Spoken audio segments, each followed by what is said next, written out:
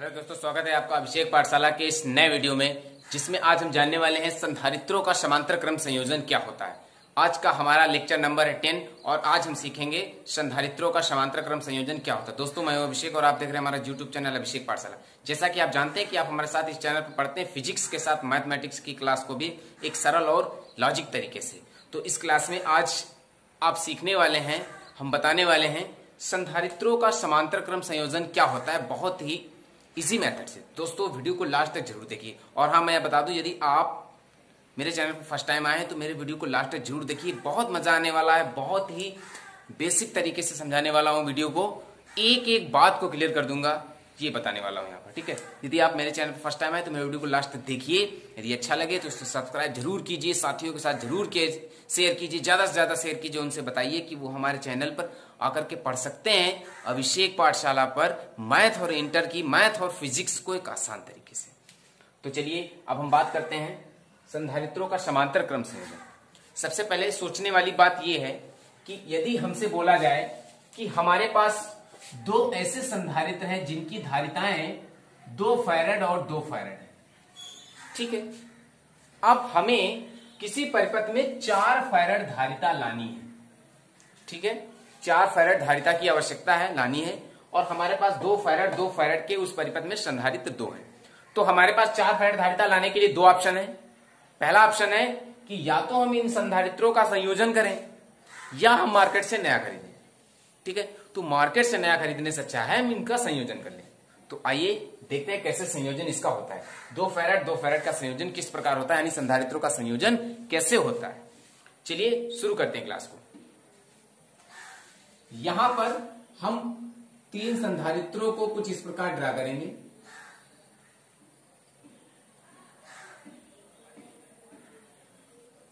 ऐसे, ठीक है। अब हमें इनका करना है समांतर क्रम संयोजन। समांतर क्रम संयोजन में देखिए, ये संधारित्र की पहली प्लेट होती है, ये दूसरी प्लेट होती है, सभी में। तो इस संधारित्र की पहली प्लेट, इस संधारित्र की पहली प्लेट और इस संधारित्र की पहली प्लेट को हम किसी एक बिंदु से जोड़ देते हैं। ठीक है, उसी प्रकार से इसकी दूसरी प्लेट, इस संधारित्र की दूसरी प्लेट और इस संधारित्र की दूसरी प्लेट को किसी अन्य बिंदु से हम जोड़ देते हैं।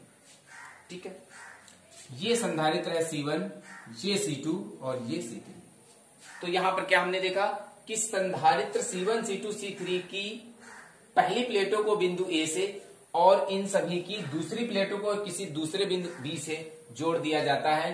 तो यहां पर यह प्रक्रम आपका बन जाता है संधारित्रों का समांतर क्रम संयोजन।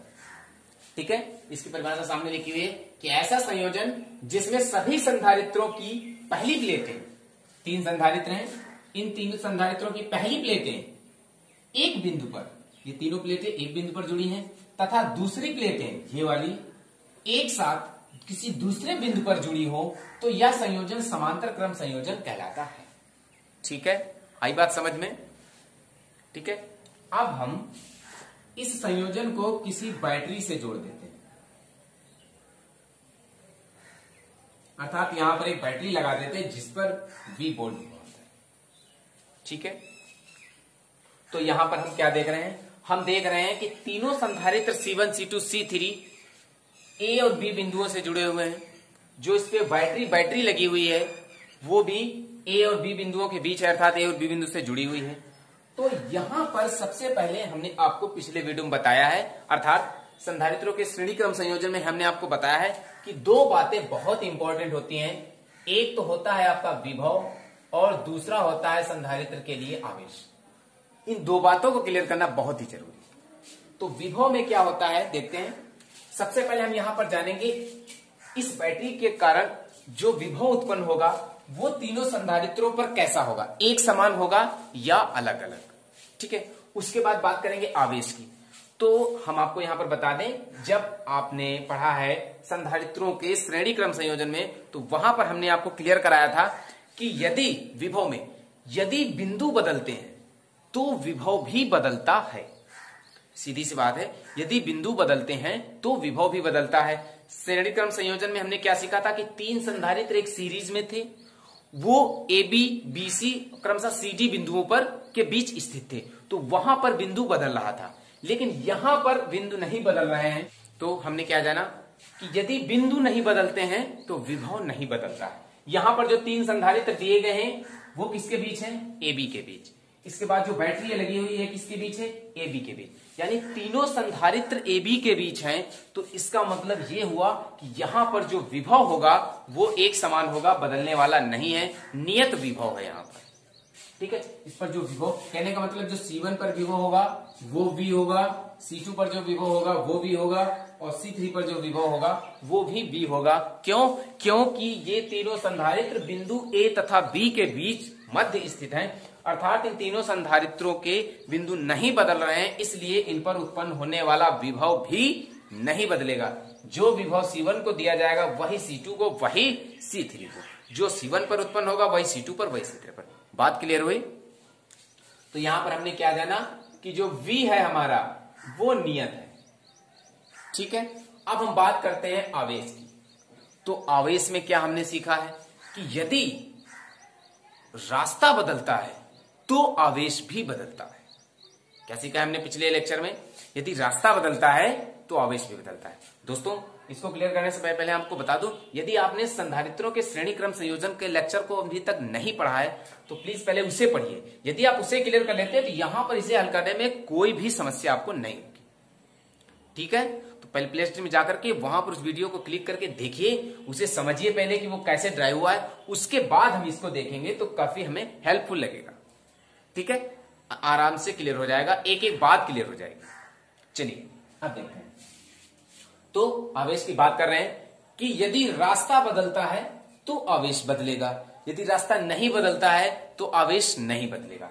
तो देखिए हम क्या करेंगे, जब हमने इस बैटरी से इसको आवेश देंगे Q, जब हम आवेश देंगे Q, तो ये आवेश बिंदु A पर पहुंचकर तीन रास्तों से गुजरने वाला है। ठीक है, बिंदु A पर पहुंचकर ये तीन रास्तों से गुजरने वाला है। तो सीधी सी बात है कि आवेश का रास्ता बदल रहा है। तो जब आवेश का रास्ता बदल रहा है तो इसका आवेश भी बदलेगा। ठीक है, क्लियर हुआ? यदि नहीं क्लियर हुआ है तो जरा एक बार देख लीजिए, यहां पर एक पाइप के माध्यम से बता रहे हैं।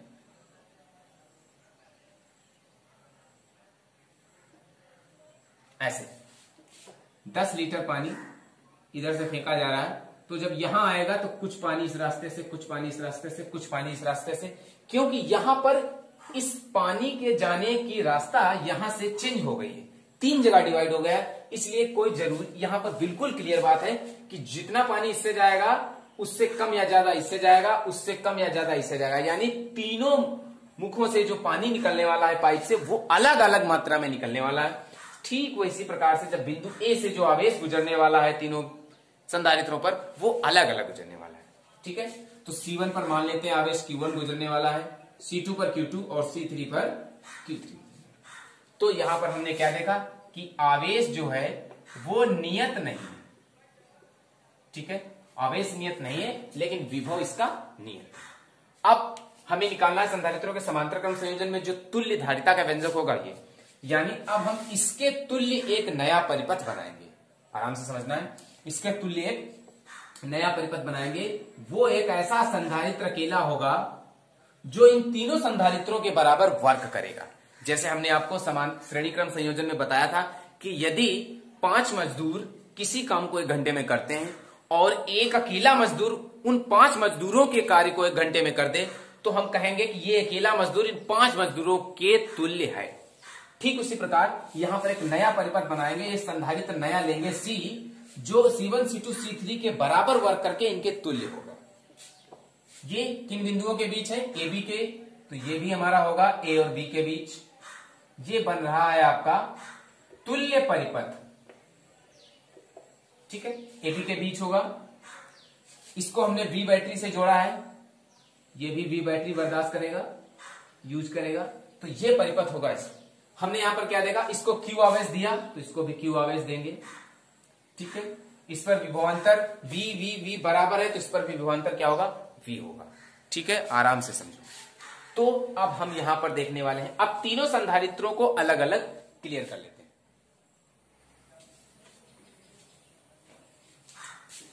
अब हम यहां पर बात करने वाले हैं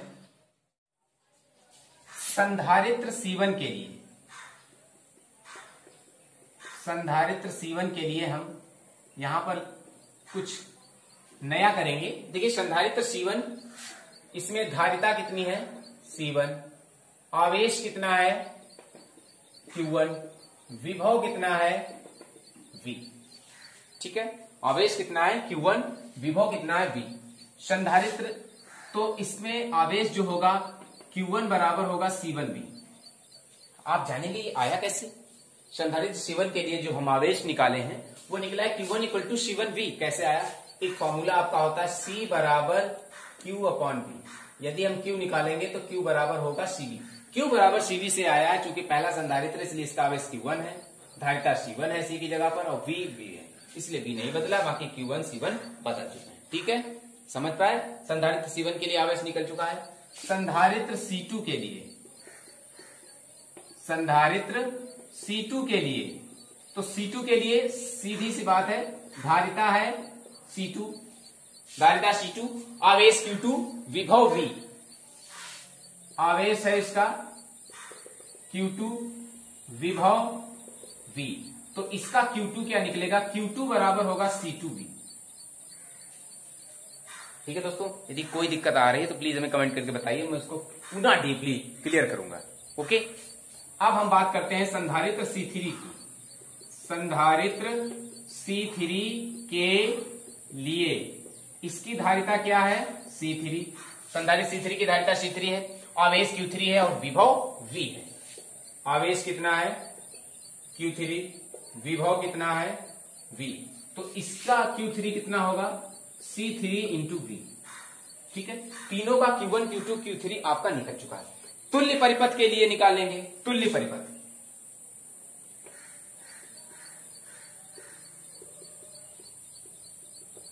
तुल्य परिपथ के लिए, तुल्य परिपथ की धारिता क्या है C, आवेश क्या है Q, विभव क्या है V। ठीक है, तो तुल्य परिपथ का Q क्या होगा, Q बराबर होगा इसका CV। ठीक बात है। अब यहां पर देखना है, क्या देखना है, जरा ध्यान देना है यहां पर कि हमने इस बैटरी से Q आवेश बिंदु A को दिया है। ठीक है, आप सोच रहे होंगे कि Q1, Q2, Q3 ये बढ़ तो गया, लेकिन इधर वाले पे क्या होगा, इन प्लेटों का क्या होगा। तो जाहिर सी बात है, इस पर प्लस Q1 होगा तो इस पर माइनस Q1 होगा। सीधी सी बात है, संधारित्र की एक प्लेट पे प्लस, दूसरी प्लेट पे माइनस। इस पर प्लस Q2 होगा तो इस पर माइनस Q2 होगा, इस पर प्लस Q3 होगा तो इस पर माइनस Q3 होगा। बात क्लियर हुई, एनी डाउट। ओके, तो हम यहां पर देख रहे हैं क्या बताया कि इसको जब हमने Q आवेश दिया, बिंदु A पर जाकर ये तीन जगह डिवाइड हो गए। तो इसका मतलब ये हुआ कि ये जो Q था, ये जो हमारा Q है, ये Q1 plus Q2 plus Q3 के बराबर है। बात क्लियर। हमने इसको क्या दिया, Q आवेश दिया, बिंदु A पर जाकर ये तीन जगह डिवाइड होगा, किसमें, Q1, Q2, Q3 में। तो यहां पर सीधी बात आई, Q बराबर Q1 plus Q2 plus Q3 होगा। जैसे एक एग्जांपल ले लेते हैं, यदि नहीं क्लियर हुआ है कि 10 रुपए हमारे पास हैं और हमने इसको तीन जगह डिवाइड किया, एक को 3 दिया, एक को 3 दिया, एक को 4 दिया, तो ये बात क्लियर होगी, 10 इक्वल टू 3 प्लस 3 प्लस 4। ये बात क्लियर होगी, होगी। 10 रुपए को हमने तीन जगह डिवाइड किया, उसी प्रकार Q आवेश को तीन जगह डिवाइड किया। तो ये क्वेश्चन जो हमारा निकला है, इसी को बस हम उठाना चाहते हैं, बस इसी से हमारा इसका न्यूमेरिकल या फॉर्मूला क्लियर हो जाएगा। चलिए, चूंकि यहां पे क्या लिखेंगे, चूंकि Q, अब यहां पर हमने छोटा Q ले लिया है, तो यहां पर भी हम छोटा ही Q लिखेंगे। ठीक है, आराम से, कोई दिक्कत नहीं होनी चाहिए। तो क्या है, Q equal to Q1 plus Q2 plus Q3। तो Q बराबर है CV, तुल्य परिपथ का। Q1 है C1V, Q2 है C2V, Q3 है C3V। तो CV equal to V common लेंगे, C1 plus C2 plus C3 यहां पर बचेगा। यदि मैथ्स के आप स्टूडेंट हो तो यहां पर आपको कोई भी दिक्कत नहीं आनी चाहिए। ठीक है, आनी नहीं चाहिए, आएगी ही नहीं। ओके, V से V कैंसिल होगा, तो यहां बचेगा C equal to C1 plus C2 plus C3। ये होगा संधारित्रों का समांतर क्रम संयोजन।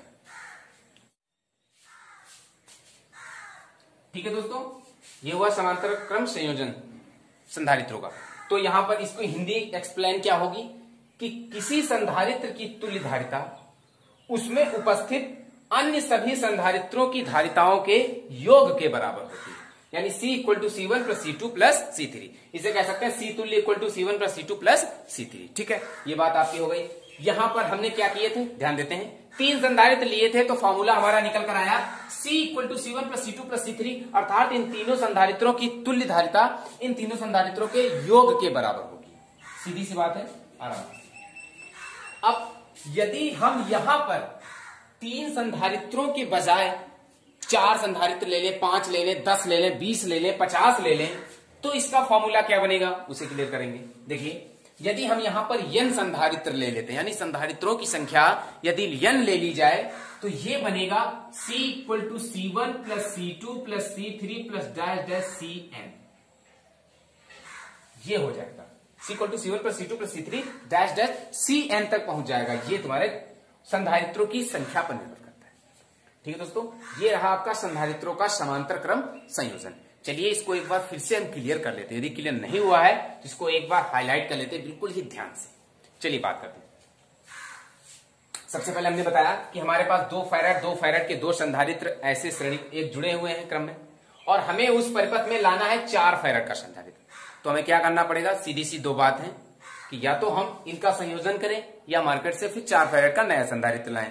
तो मार्केट से 4 फैराड लाने से अच्छा है हम इनका संयोजन ही कर लें। तो चलिए इनका संयोजन कैसे करेंगे। यहां पर मान लीजिए 3 संधारित्र हैं, 2 फैराड और 2 फैराड। तो हमने 3 संधारित्र ले लिए, C1 C2 C3, इनको एक ऐसे क्रम में जोड़ दिया। कैसे क्रम में, जो सामने लिखा है। ऐसा संयोजन जिसमें सभी संधारित्रों की पहली प्लेटें एक बिंदु पर जुड़ी हो, सभी संधारित्रों की पहली प्लेटें एक बिंदु पर तथा उन्हीं संधारित्रों की दूसरी प्लेटें एक अन्य बिंदु पर जुड़ी हो, तो ऐसा संयोजन समांतर क्रम संयोजन कहलाता है संधारित्रों का। ठीक है, अब इन संधारित्रों को V बैटरी से जोड़ दिया गया है। तो हमने आपको पिछले लेक्चर में बताया है, यानी संधारित्रों के श्रेणी क्रम संयोजन में हमने आपको बताया है कि इनका संयोजन करते समय हमें कुछ बातें याद रखनी पड़ती हैं। वो कौन सी बातें हैं, 2 बातें हैं सिर्फ, विभव और आवेश। जब हम संधारित्रों का संयोजन कर रहे हैं तो वहां पर विभव बदलने वाला है या आवेश बदलने वाला, इन दोनों में से एक जरूर बदलता है। ये बात क्लियर है। ये बात हमने पिछले वीडियो में आपको क्लियर भी कराई, अर्थात लेक्चर नंबर 9 में आप जाएंगे तो वहां पर एक बात क्लियर हो पाएगी, एकदम क्लियर हो जाएगी। ठीक है, विभव कब बदलता है कब नहीं बदलता है, सीधी सी बात है, जब बिंदु बदलते हैं तब विभव बदलता है। ठीक है, आवेश जब रास्ता बदलता है तब आवेश बदलता है। तो यहां पर विभव की बात की हमने कि हमने यहां पर यहां से विभव बिंदु ए से, ठीक है, C1 C2 C3 बिंदु ए और बी के बीच स्थित है। तीनों संधारित्र, जो बैटरी है ये भी बिंदु ए और बी के बीच स्थित है, अर्थात इनके बिंदु नहीं बदल रहे हैं। बिंदु नहीं बदल रहे हैं तो इन पर उत्पन्न होने वाला विभव भी नहीं बदलेगा, अर्थात V तीनों संधारित्रों पर विभव एक समान होगा, अर्थात विभव नियत होगा। ठीक बात है। अब बात करते हैं यहां पर आवेश की। तो आवेश हमने बताया कि यदि रास्ता बदलता है तो आवेश भी बदलता है। तो यहां पर हमने जब V वोल्ट बैटरी से Q आवेश दिया तो बिंदु ए पर जाकर ये 3 जगह डिवाइड हो गया, अर्थात इसने अपनी रास्ताएं बदल दी। तो जब रास्ता बदल दी तो इसका विभव आवेश भी बदल गया, Q1 Q2 Q3। ठीक है, आराम से हो गया।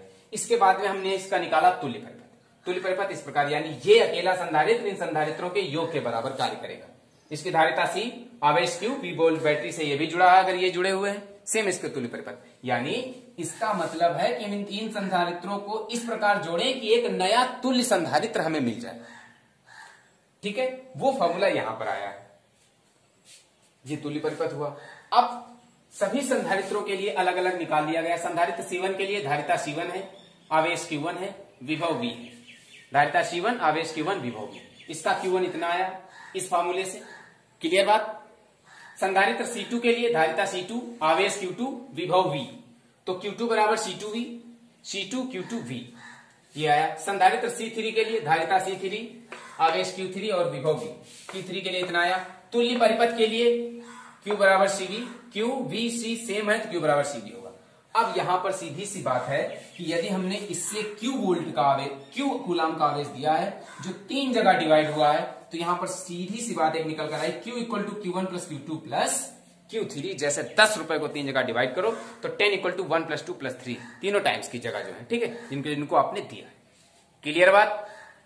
इसको यहां पर क्लियर करेंगे, क्योंकि Q बराबर Q1 plus Q2 plus Q3, बस सभी Q1 Q2 Q3 के मान को बस मैं पुट किया, V को बाहर किया, कैंसिल किया, C equal to C1 plus C2 plus C3, यानी तीनों संधारित्रों का योग उस नए तुल्य संधारित्र के बराबर होगा। ये बात आपके सामने निकल आई। यदि संधारित्रों की संख्या ज्यादा हो, बढ़ा दी जाए, 5 हो जाए संधारित्र, 10 हो जाए, 20 हो जाए, 50 हो जाए, 100 हो जाए, तो वहां पर C equal to C1 plus C2 plus C3 C4 इस प्रकार डैश डैश Cn तक, जहां n कोई भी नंबर हो सकता है, नेचुरल नंबर। ओके, तो ये रही आज की क्लास संधारित्रों का समांतर क्रम संयोजन। कैसे लगी क्लास हमें कमेंट करके जरूर बताइए। यदि मेरी मेहनत पसंद आई है, मेरे द्वारा बताया गया क्वेश्चन आपके लिए क्लियर हुआ है, तो प्लीज चैनल को लाइक सब्सक्राइब कीजिए, ज्यादा से ज्यादा लोगों के पास शेयर कीजिए, उनसे बताइए कि हमारे चैनल पर फिजिक्स को एक आसान तरीके से पढ़ सकते हैं, साथ ही साथ मैथ को भी आसान तरीके से पढ़ सकते हैं। फिर मिलते हैं आपको एक नए वीडियो में, तक के लिए थैंक यू।